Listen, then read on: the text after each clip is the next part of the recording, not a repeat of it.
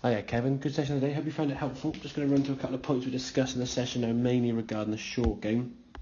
Obviously, if I'm looking from this direction at you, it's very difficult to sort of pinpoint exactly your alignment.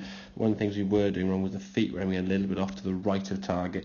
Now, because of that, that caused you to try and make sort of adjustments to the golf ball towards your target. So what we see on the left-hand side is an attempt at kind of trying to sort of hit it kind of behind you, the knee kind of kicking in there to try and pull it around to the left, head coming through very much late, the body's quite sort of stuck down this left-hand side just because of the fact that it's a bit too far forward, catching kind of mid-ball there as we can see, and that ball then would have been skidding across the back of the green. And as we said, your distance control will be very difficult if you're striking the ball as such.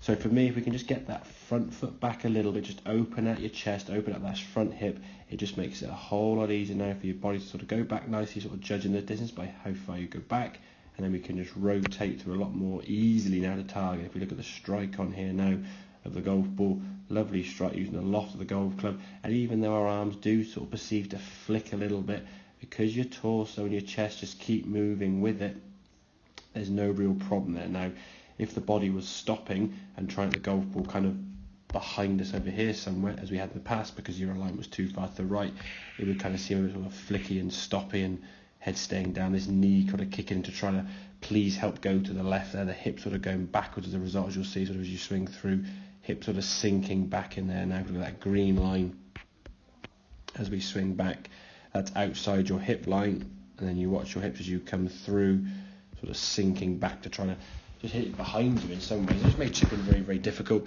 Your contact was very much inconsistent. You either hit the ground behind the ball, or you would hit the ball in the middle, just whiz across the back of the green. So therefore your strike of the ground was pretty tricky, and your distance control, as I say, was going to be a guess. The same swing that would hit the ball, say 20 yards on a strike of good quality like this one, if it hit the ground behind the ball, it might go 5. If you hit the middle of the ball, it might go 35 or 40. So as I say, basically impossible to judge distance. So get that body opened out a little bit more preset to impact, just help that torso rotate through it more effectively.